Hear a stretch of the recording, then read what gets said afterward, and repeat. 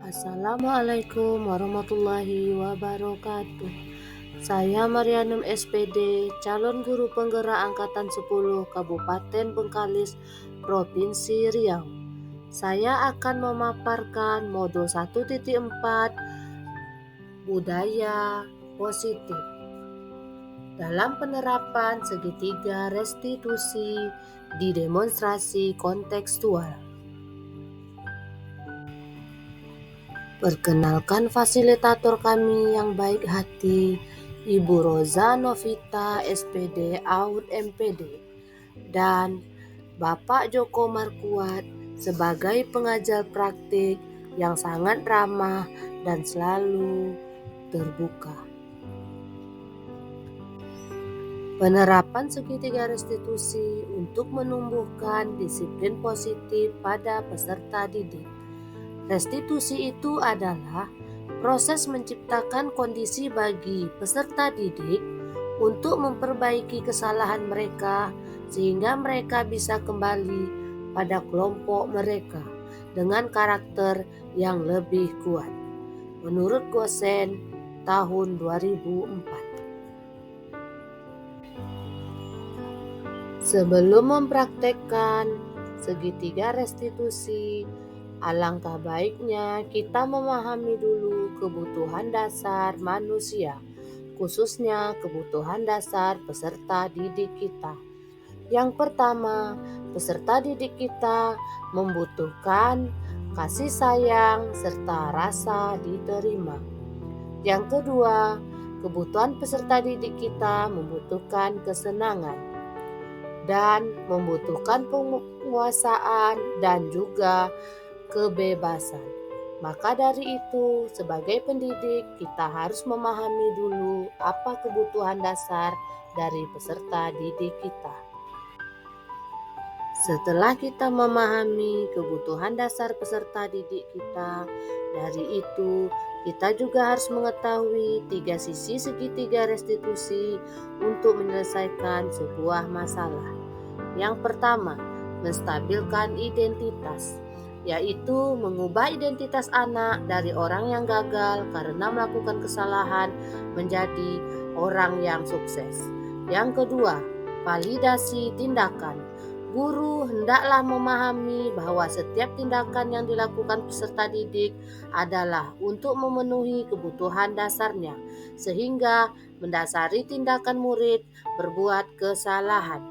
Yang ketiga, menanyakan keyakinan.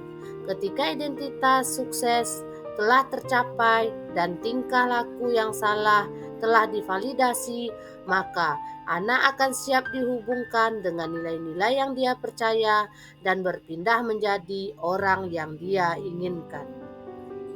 Halo Fadila, Inilah cara dalam menangani suatu masalah yang ada di kelas. Ini ada pada kasus yang pertama tentang siswa yang makan-makan saat pembelajaran.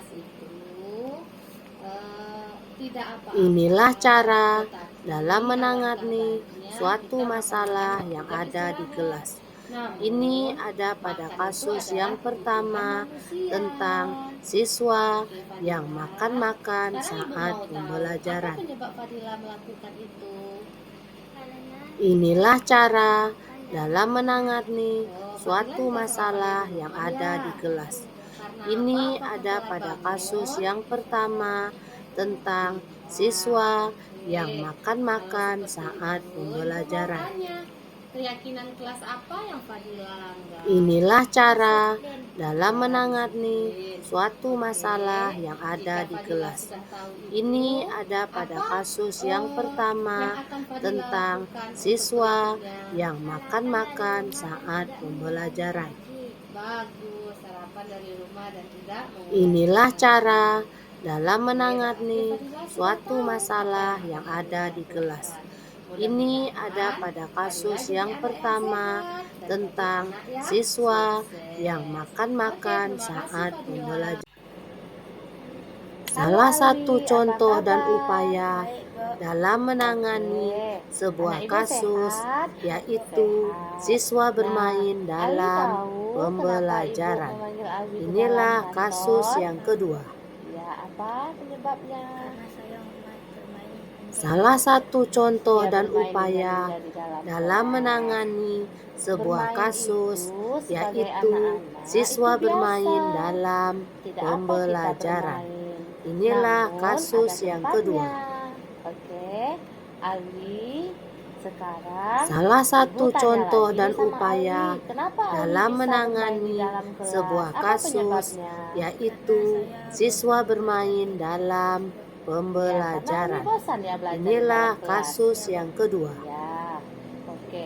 Menurut Alwi, kalau Salah Alwi satu bosan contoh belajar di dan dalam upaya kelas, dalam terus menangani kita masih ada sebuah tugas, kasus, apa yang harus Alwi yaitu lakukan? siswa bermain dalam Menyiapkan pembelajaran. tugas terlebih Inilah dahulu. kasus yang kedua. Nah, Ibu mau bertanya, berarti keyakinan kelas apa Salah yang sudah satu Alwi contoh langgar? dan upaya dalam Bermain di menangani dalam sebuah kelas. kasus, Oke, yaitu bermain di dalam siswa kelas. bermain dalam Lalu waktu kita untuk pembelajaran. bermain, menurut Alwi Inilah bagusnya kasus kapan? yang kedua. Pas jam istirahat. Iya, sebaiknya kita bermain Salah satu pas contoh dan jam upaya istirahat. dalam menangani Berarti, kalau sebuah seandainya Alwi kasus, ingin bermain, yaitu berarti siswa kita bermain harus apa tadi? dalam pembelajaran. Menyelesaikan Inilah tugas kasus terlebih yang dahulu. kedua.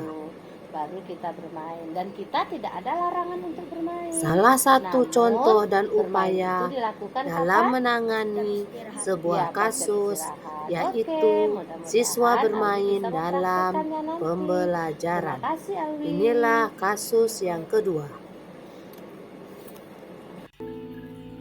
Pembelajaran yang bisa kita ambil dari kasus pertama dan kasus kedua dalam mempraktekkan segitiga restitusi, yaitu kita bisa memahami bahwa menyelesaikan masalah tidak harus melibatkan anak dengan sesuatu yang tidak baik.